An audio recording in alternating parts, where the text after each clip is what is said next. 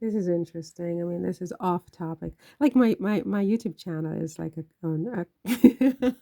a potpourri of like just everything, isn't it? But I just found this that I thought was interesting, just given the fact that I had such a meltdown this week about my own Twitter account being flagged. They didn't suspend me at that point.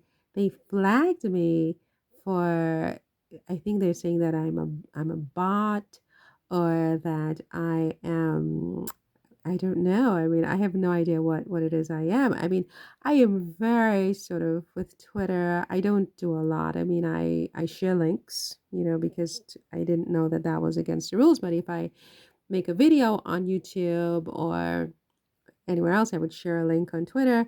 And very rarely would I, respond to someone on Twitter, usually Elon Musk himself. And no, I don't always agree with Musk, and I'm not a fake. You know what I mean? I can't be like, oh, what a wonderful idea if I think it's horrible. I'm Sagittarius Capricorn. You want fake, you just have the wrong girl. So I don't know, maybe something I said. Was it something I said? But I don't care because I didn't have any followers. I mean, I probably had like 30 followers on Twitter and I was following zero. I don't follow people on Twitter. I mean, I'm not bragging, but it's just like just no, I don't follow.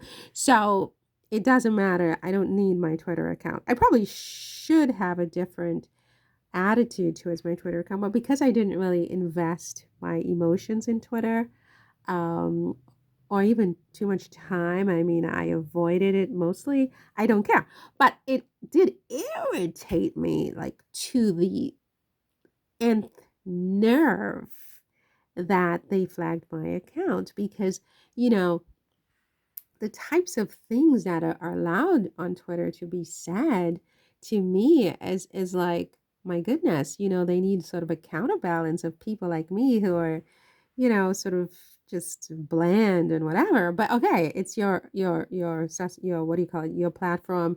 You want a certain type of speech, you want a certain this and that. Okay, no problem. Just delete my account. And then I tried to delete my account and I can't, they won't delete it until I produce a password for another Twitter account. Like I have different Twitter accounts, but the one I'm trying to delete, they produce another email for another Twitter account just to tie me up in knots, which just really just, you know what I mean? That really irritated me. But then I see that they're even doing this to Irish people. Look at this. So you have the Irish journalist who says his Twitter was suspended, or that Twitter suspended his account after he posted an article criticizing platform for bots. I guess he was talking about me. I'm the bot, right? I'm no longer on Twitter, darling. I'm trying to get them to delete every single account I ever created on Twitter because it's over.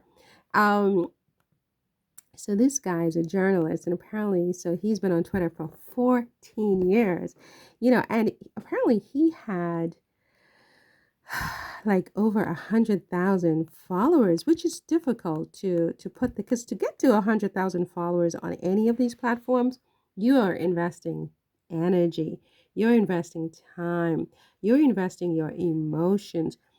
This is your data, right? This is your data. This is your work. This is your blood. This is your sweat. This is your tears. 100,000 followers takes a lot. I mean, 30 followers took me 2 years. Think about that, right? So you just up and you suspend somebody for exercising his free speech and you ban him for 14 years. I mean, I'm not going to sit here, defending this guy. I am not his attorney, but I'm just saying that to me, and I say this with all due respect to Elon Musk because, you know, there are a lot of things about him that I admire. Honestly, I think he's brilliant. I mean, in my feed, my in the morning I wake up and in my Chrome feed is just like 50% Elon Musk. At some point I'm just like, okay, it's enough. Stop. Show me something else.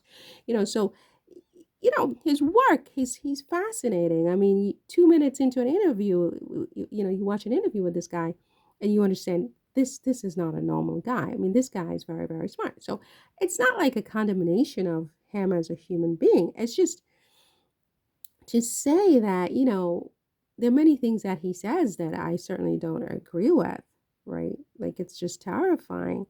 But also with this thing with the free speech, right? He's like, he bought Twitter because of free speech, but then you are banning people for free speech is terrifying because it says that you are trying to control speech to be the type of speech that you think is okay. You're not really interested in free speech.